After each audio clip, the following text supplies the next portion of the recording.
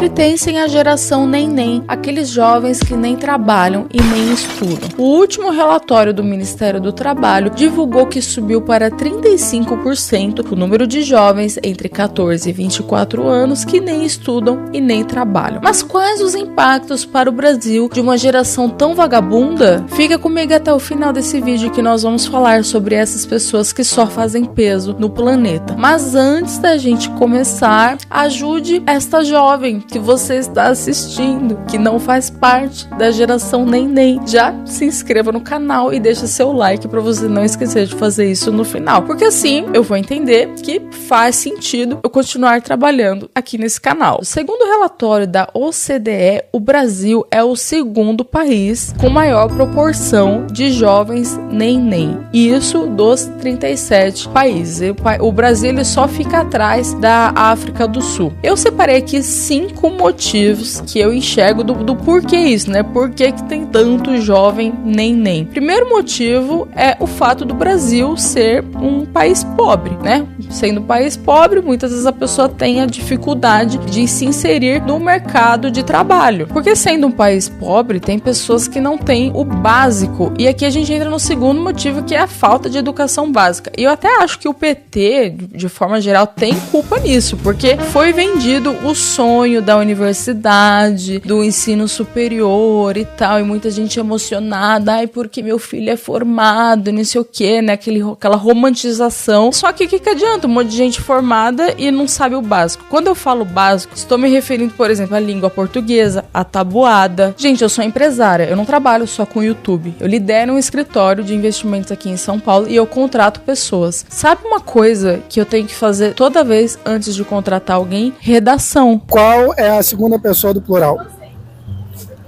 Porque eu já cometi o erro de contratar alguém e não testar se a pessoa escreve direito. Aí imagina, meu escritório trabalha com investimentos, trabalha com dinheiro, com gestão do patrimônio de outras pessoas. Aí imagina, eu vou ter alguém que escreve com certeza junto e com N, que não sabe a diferença de mas e mais. Não dá, a pessoa tem que saber escrever. Isso é muito mais comum do que vocês imaginam. As pessoas não escrevem direito. Além do problema da educação básica, a pessoa também tem uma certa culpa porque o brasileiro não lê. Então a pessoa prefere ficar no Instagram, no TikTok, vendo a vida dos outros, do que pegar um livro, ler e estudar. E aí, a pessoa que não tem o hábito de leitura, é óbvio que vai escrever errado. O terceiro motivo que contribui para a formação dessa geração neném são as famílias que mimam demais. Porque existem casos assim. Eu acho um absurdo, por exemplo, pessoas de 30 anos morando com os pais. Tem que ter um motivo muito nobre para fazer isso, né? E se morar com os pais, pelo menos tem que ajudar em casa. Mas tem muita gente acomodada e família que aceita isso, que ai, meu filhinho tá pertinho de mim, isso que importa. Eu, se fosse meu filho, eu teria vergonha de uma coisa dessa. Quarta razão, um péssimo ambiente de negócios. No Brasil é muito difícil contratar. Eu lembro o meu caso, quando eu estava me formando em engenharia, eu lembro que eu passei num estágio da Braskem em São Paulo, e eu não consegui fazer porque tinha uma burocracia da faculdade que eu tinha que atingir não sei quantos créditos e papapá. Eu só precisava trabalhar, eu só queria um dinheiro, eu só queria um estágio, mas não, né? Tudo é muito difícil no Brasil. E pra fechar, não menos importante, talvez esse fator aqui seja o que tem mais peso em toda essa análise, é a ideologia política. Vamos combinar que a maior parte dos jovens são de esquerda. Olha só, tem uma pesquisa aqui que diz que o pensamento de esquerda tem mais força entre mulheres e jovens de 16 a 24 anos, enquanto a direita, por outro lado, avança entre homens e faixa etária acima de 60 anos. Nessas horas eu penso que deve ser muito difícil ser um homem solteiro. Imagina, né, você, tipo assim, a probabilidade de você sair com uma mulher, uma menina, e ela for comuna é muito alta. Nossa, boa sorte para os homens solteiros. Qual a correlação entre a geração neném e o pensamento de esquerda? Não é uma mera correlação, mas sim uma causalidade, no sentido de que é muito mais provável que uma pessoa, um vagabundo, queira depender do Estado, coloque a culpa no capitalismo opressor, no chefe, no sistema e não sei o que, do que assuma a responsabilidade da própria vida. Aliás, isso é bem típico do esquerdista. Vocês já repararam como o esquerdista, no geral, ele sempre coloca a culpa em alguma coisa? Ah, não, porque a culpa é dos Estados Unidos. Ah, não, porque a culpa é do capitalismo. A culpa é do Bolsonaro. É sempre a culpa de alguma coisa. E aí, para os jovens, é muito sedutor esse discurso de que a sociedade está errada e, o mundo é opressor, então, por isso eu vou continuar, não preciso me esforçar tanto. Uma outra pesquisa aqui mostrando que Lula tem mais que o dobro das intenções de votos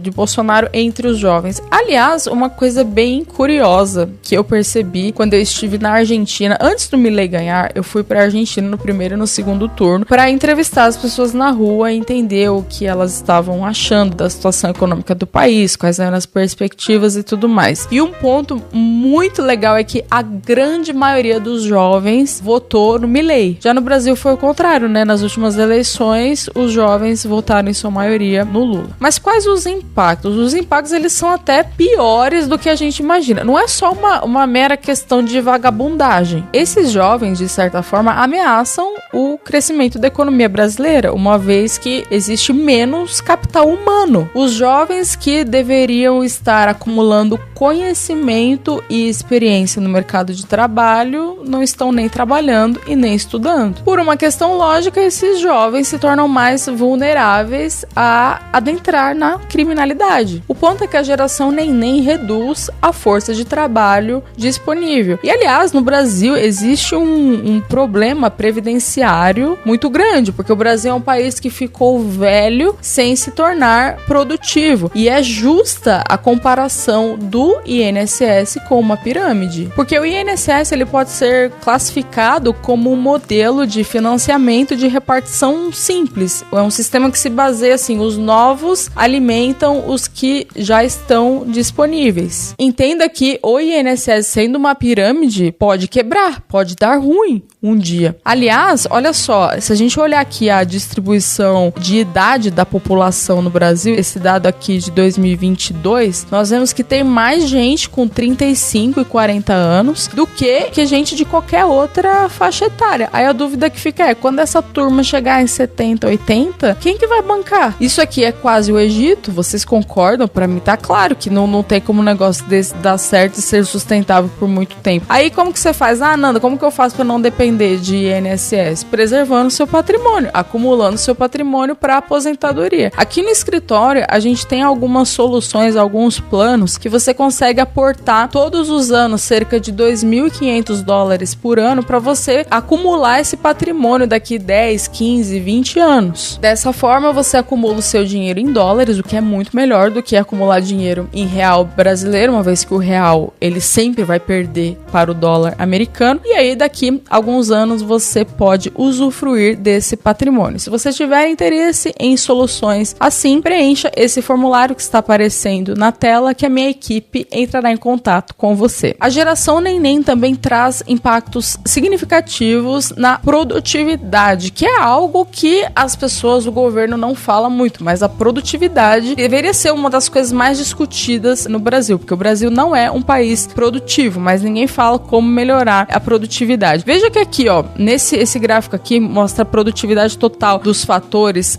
no Brasil. O Brasil é um país ridículo de produtividade. E por que pensar em produtividade é algo tão importante? Porque um país só fica rico quando é produtivo. Por exemplo, Estados Unidos. Essa história de que Estados Unidos é rico porque é consumista, isso é mentira. Isso é balela. Afinal, consumo é destruição de riqueza. Ok, os americanos, eles são consumistas sim, mas não é por isso que Estados Unidos é rico. Estados Unidos é rico porque é um país altamente produtivo. Hoje, Estados Unidos produz praticamente tudo, desde produtos agrícolas, produtos de alto valor agregado, eletrônicos. Então é uma economia altamente produtiva. O governo, especialmente esse governo de agora, ele nem fala da ótica da produção. O governo está muito mais preocupado em coisas populistas, tipo lacração de meio ambiente e coisas assim, do que em vamos melhorar o ambiente de negócios, vamos produzir, como que a gente melhora a produtividade do Brasil, como que a gente tira burocracias, como que melhora a parte tributária. Não, ninguém fala disso. Como qualquer outro governo de esquerda, está muito mais preocupado em gastar do que em produzir. E aí, você conhece alguém alguém que faz parte da geração neném, por que você acha que essa pessoa é desse jeito? Deixa aqui nos comentários, aproveita para dar uma olhada no que as outras pessoas estão falando a respeito disso, e se você ficou comigo até o final, comenta um eu fiquei, eu vou ficar super feliz de saber que você me acompanhou até aqui. Também vou deixar um outro vídeo aqui para vocês assistirem, e até a próxima, pessoal!